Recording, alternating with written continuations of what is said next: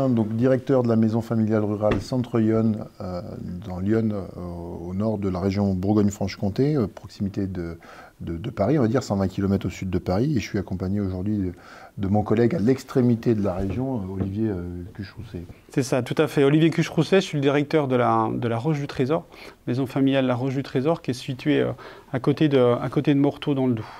Les maisons familiales sont des établissements de formation en alternance, et ce depuis de nombreuses années, plus de 80 ans d'alternance de la 4e au BTS aujourd'hui sur la région Bourgogne-Franche-Comté, dans de nombreux secteurs d'activité, différents métiers qui peuvent être appris et dispensés sur le territoire, et surtout différents statuts, puisque nous faisons de l'alternance scolaire, avec les classes de 4e, 3e, et puis après par la voie professionnelle sur un certain nombre de diplômes, mais également de l'apprentissage, et ce depuis de nombreuses années. Et on a également ouvert toutes nos formations à la formation adulte, le tout toujours en alternance dans les maisons familiales. Des valeurs que nous essayons de transmettre aux jeunes et aux adultes que nous accueillons en formation, des valeurs autour du savoir-être, des valeurs autour de la citoyenneté, également des valeurs autour de l'exercice d'un métier et de l'apprentissage d'un métier en situation concrète et réelle, qui permet à chacun de pouvoir s'épanouir dans sa formation et de pouvoir se retrouver là où peut-être jusqu'à maintenant il ne s'est pas retrouvé dans un système classique, pas toujours en phase avec ses attentes. Nous avons des petits plus de l'alternance, vous en avez aujourd'hui sur différents établissements, mais des petits plus pour une formation en maison familiale, une formation pratique assez concrète, avec un employeur avec lequel on va être en partenariat, avec lequel on va développer les savoirs, les compétences qui sont nécessaires pour le diplôme pour lequel on va se préparer, et puis des enseignements plus théoriques qu'on va retrouver ici à la maison familiale, avec l'intervention d'une équipe qui va être au service des jeunes et des adultes en formation. Choisir l'alternance en maison familiale, c'est également obtenir le même diplôme que l'on peut obtenir par la voie professionnelle par la voie professionnelle scolaire classique, et avoir l'expérience en plus, le vécu du métier et surtout l'expérience professionnelle, c'est-à-dire le vécu de l'entreprise, découvrir ce que c'est qu'une entreprise et ne pas arriver au dernier moment après l'obtention du diplôme dans une entreprise et le monde de l'entreprise qu'on ne connaît pas. C'est avoir du coup un CV un peu plus rempli, un CV qui a un peu plus de poids et pouvoir développer son réseau professionnel et faire partie d'une équipe professionnelle importante. La formation en maison familiale, c'est être en contact étroit avec le monde professionnel, mais c'est un peu plus large que ça. C'est pour nous un triptyque qui se retrouve autour d'un jeune, c'est-à-dire c'est la maison familiale qui va intervenir, une entreprise avec laquelle on va travailler en partenariat et une famille avec laquelle nous sommes également en partenariat. Et c'est bien ce triptyque autour du jeune et de l'adulte qui nous permet de réussir autrement. Des allers-retours permanents et une étroite collaboration. Et ce, quelles que soient les formations que nous dispensons. Et nous allons aujourd'hui, avec Olivier, vous présenter notre offre de formation et nos possibilités de formation dans les domaines de l'hôtellerie, de la restauration et du tourisme sur notre région. Tout à fait, merci Yannick. Donc au niveau des formations qui sont dispensées en Bourgogne-Franche-Comté autour de l'hôtellerie-restauration, on est sur des niveaux différents et des publics différents. Et puis comme l'a dit aussi Yannick tout à l'heure, avec des statuts qui sont pas toujours les mêmes. En gros, on retrouve des formations qui sont liées autour du contrat d'apprentissage et puis de la formation continue pour adultes. En termes de niveau, on va avoir des niveaux de formation qui vont être juste après la 3e, pour des jeunes qui ont ou 16 ans ou qui ont fini leur cursus de 3e et qui vont pouvoir débuter un CAP. Okay, un CAP, l'objectif c'est d'obtenir un métier, d'être formé au métier de cuisinier. Donc on a différents types de CAP, le CAP cuisine ou le CAP agent polyvalent de restauration. Mais on est un petit peu dans les mêmes finalités, c'est apprendre un métier qui va leur permettre d'être embauché, donc de devenir cuisinier ou de devenir aide cuisinier dans une structure d'hébergement, dans un hôtel, dans un restaurant, sur une formation qui va durer 2 ans. Avec chaque année 12 semaines de formation et puis ensuite énormément de stages. On est sur des métiers dans lesquels il y a une demande importante de la part des entreprises dans la recherche de jeunes qualifiés dans ces métiers-là, parce qu'on sait aussi que c'est des métiers où qui ont besoin de main-d'œuvre. Donc ça, c'est les premiers types de niveaux où là, on peut rentrer en formation et apprendre un métier. Dire même un jeune qui sort de 3e peut rentrer sur ces formations-là sur 2 ans et apprendre le métier de cuisinier. On va retrouver le pendant à cette formation CAP, c'est un titre professionnel cuisine qui, celui-là, va plutôt être ciblé pour des adultes. C'est-à-dire que des adultes en formation hors conversion professionnelle peuvent débuter un processus de formation, donc le titre professionnel cuisine, même en n'ayant aucune expérience, même en étant donc en reconversion professionnelle, et y rentrer par le biais de la formation continue sur des formations gratuites et rémunérées dans le cadre des formations qu'on fait avec le conseil régional. Donc ça, c'est le premier niveau, c'est apprendre un métier, devenir cuisinier. Il y a un deuxième niveau qui se matérialise autour de formations comme le titre professionnel cuisinier gestionnaire de restauration collective, où là, vous rentrez sur ces formations des personnes qui ont déjà de l'expérience. C'est-à-dire qui ont déjà passé 2 ou 3 années en emploi ou qui ont déjà au minimum un CAP. Par rapport à cette formation, la finalité, c'est de devenir responsable de restauration dans des petites ou moyennes structures qui peuvent être des maisons de retraite, qui peuvent être des maisons familiales, qui peuvent être... On peut aussi aller sur des collèges.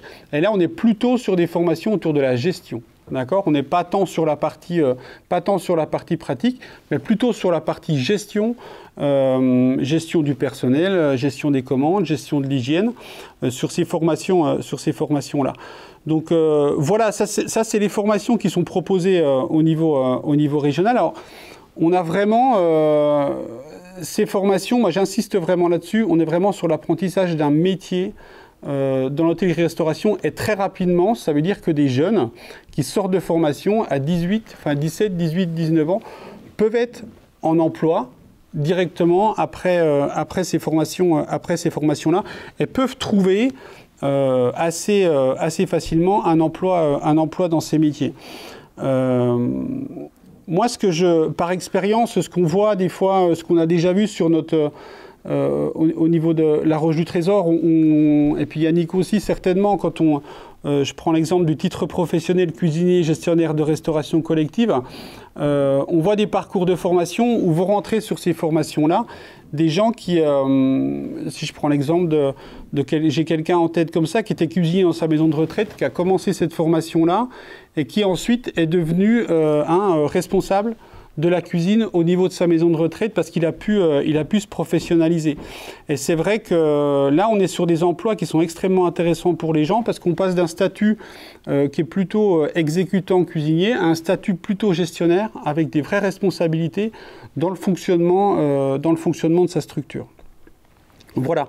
Donc, par rapport aux stages sur ces métiers-là, comme je le disais tout à l'heure, il y a une vraie demande des professionnels de pouvoir accueillir des apprentis. Historiquement, on est sur des métiers qui ont toujours accueilli beaucoup d'apprentis au sein de leurs entreprises pour les former, parce qu'on a sur ces formations la valeur de la transmission du travail, et puis aussi toutes ces valeurs, l'objectif c'est aussi que les professionnels puissent passer aux jeunes ces valeurs de rigueur, d'organisation, pour qu'ils puissent devenir de bons professionnels.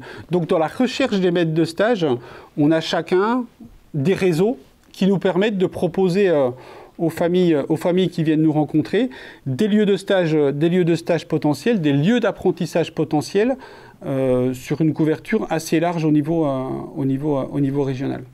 Voilà. On peut peut-être aussi ajouter qu'en termes de recherche de stage, mais aussi d'accompagnement à la signature des contrats d'apprentissage. C'est-à-dire qu'on l'a toujours fait, mais la réforme aujourd'hui de l'apprentissage fait qu'aujourd'hui, les équipes des maisons familiales sont en contact permanent avec les entreprises, mais avec les familles pour aider à la signature de ces contrats d'apprentissage et accompagner sur toute la filière administrative qui est parfois un peu complexe, l'entreprise et amener le jeune à la signature du contrat, ce qui nous permet aussi de prévenir un certain nombre de ruptures de contrats d'apprentissage. Ouais. C'est-à-dire qu'on est dans un vrai partenariat jeune, famille et entreprise.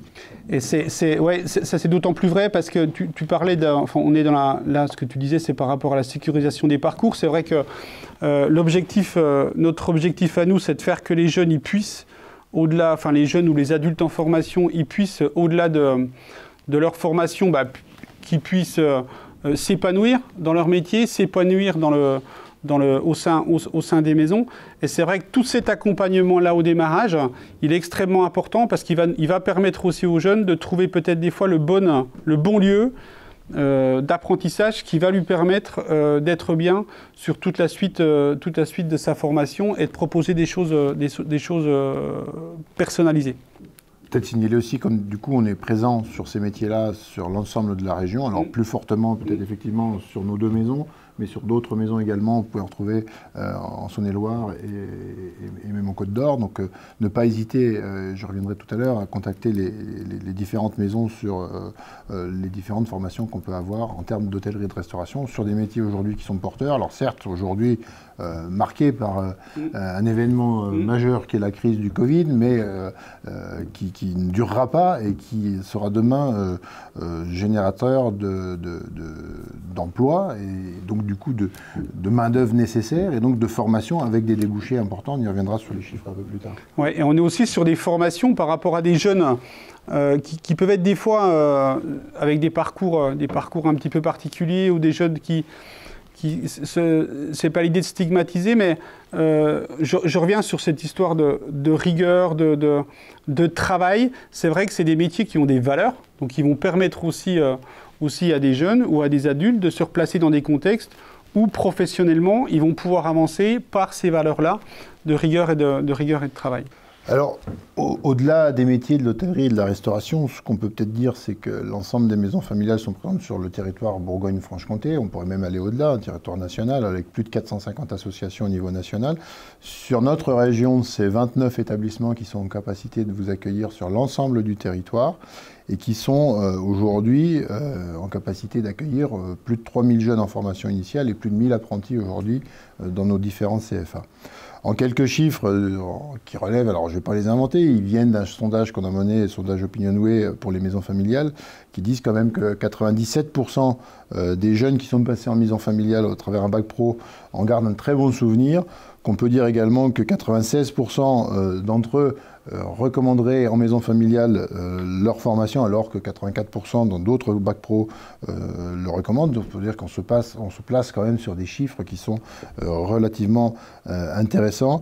Et un chiffre qui, moi, me tient à cœur, c'est de dire que 89% des jeunes qui sont passés en maison familiale pensent avoir trouvé leur place dans la société à l'issue de leur formation, et ce qui n'était pas toujours le cas, tu en as parlé tout à l'heure, ce n'est pas toujours le cas quand ils sont arrivés chez nous, c'est-à-dire qu'un certain nombre d'entre eux étaient plutôt dévalorisés par un système qui les avait plutôt mis sur le côté. Donc 89% des jeunes en maison familiale estiment avoir trouvé leur place dans la société.